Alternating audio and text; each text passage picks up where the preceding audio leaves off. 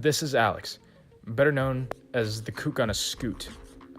Over the past few years, Kook has amassed over 4,000 followers on his Instagram at Kook on a Scoot. His story is one which not many people have had the pleasure of knowing. I hope that can change with this video.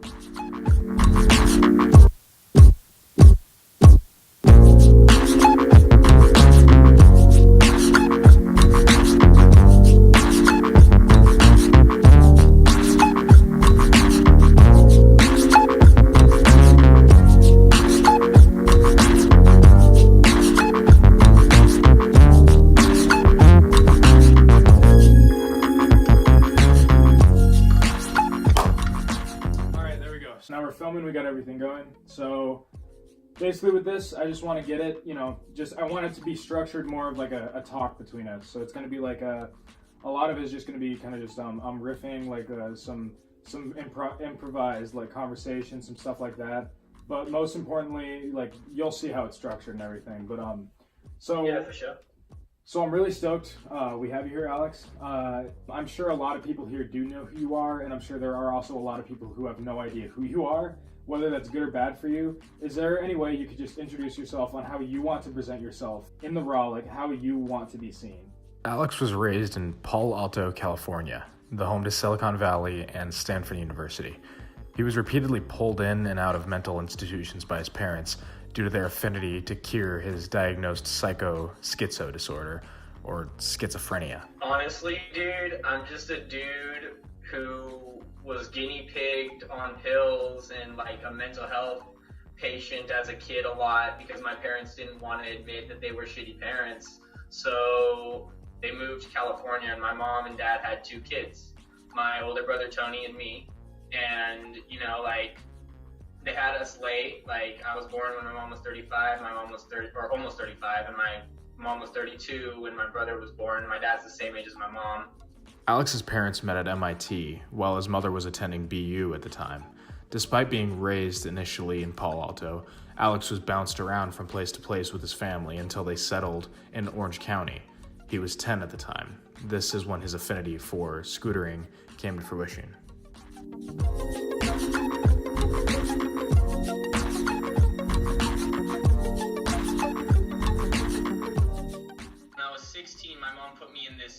Place in Utah. It was called a treatment center, but really they just emotionally abuse you, isolate you from regular society. It was like a bunch of houses with a barbed wire fence around it. For 2 years, all I did was ride my scooter on flat, and I got to go on occasional visits to the outside world in Utah, where I'd ride a skate park. But mostly I was just riding flat, keeping the dream alive somehow. But I mean, in there it was crazy. Like, you swear too much, you get locked in a basement for 3 weeks on end. He left the facility at 18 to an attempted enrollment in Salt Lake Community College.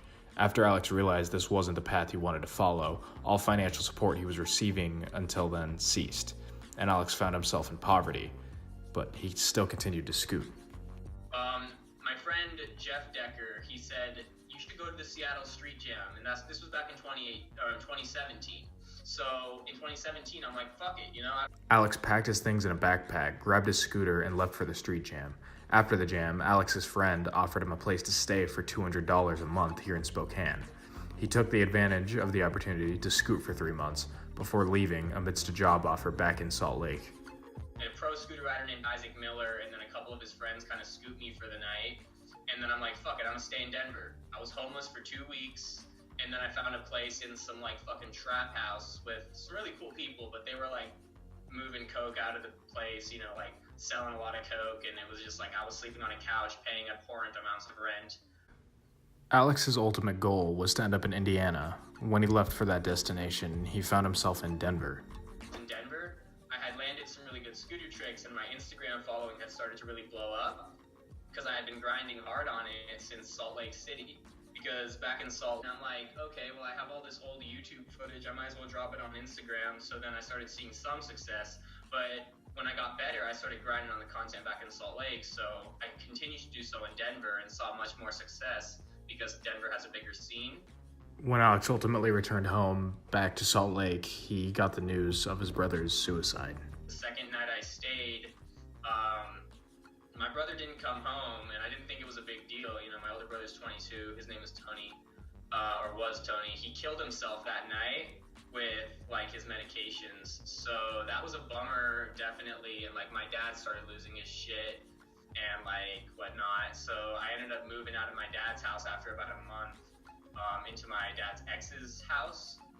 Stayed there for a week, and I realized I was like not making enough money to live in Northern California, obviously, without my dad's financial support. So I decided to move back to Spokane. Moved back to Spokane for 3 months, you know, like it was all right, but like, I mean, the truth is that Spokane doesn't have enough room for advancement, at least in what I thought I would do with scootering, which was a bummer. But at the same time, the main reason I couldn't stay there is because I just couldn't get my shit together. Yeah. Because I got because like after getting hit by the car, I sued, and I finally got the settlement when I moved to Spokane. So I took like 4 months off of work, and then eventually my mom started funneling me money because I was spending all my time like downtown at the block just smoking dabs, being a total burnout, you know. And I did do enough scootering to where I could get picked up by Eagle Supply, a sponsor, and like they started flowing me free parts and whatnot, which was super sick. But I mean, Alex is back in California now. He's staying in a place with 8 other roommates trying to get by. And like they've given me a new start, honestly. My mom helped me pay the rent here because she's being active in my life again, and things are getting better. You know, I'm getting the right medical treatment for my condition, and not smoking weed has definitely helped me a lot. His scootering has continued to gain traction and shows no sign of a plateau.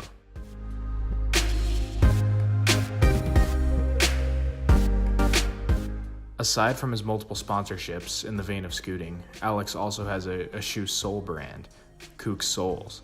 Links are in the description to his Instagram along with the Instagram for Kook Soles.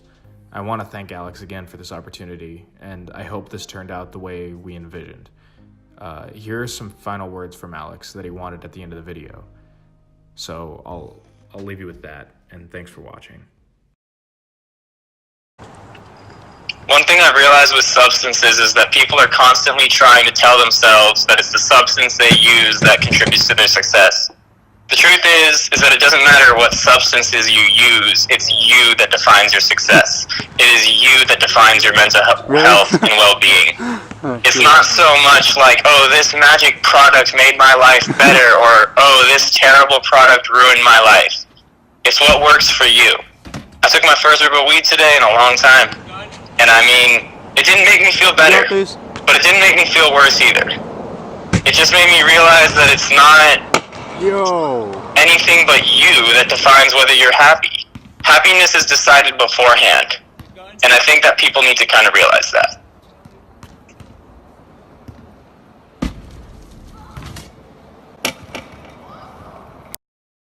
Yeah. Hey, man. Hey, cheers, all right? Cheers, bro.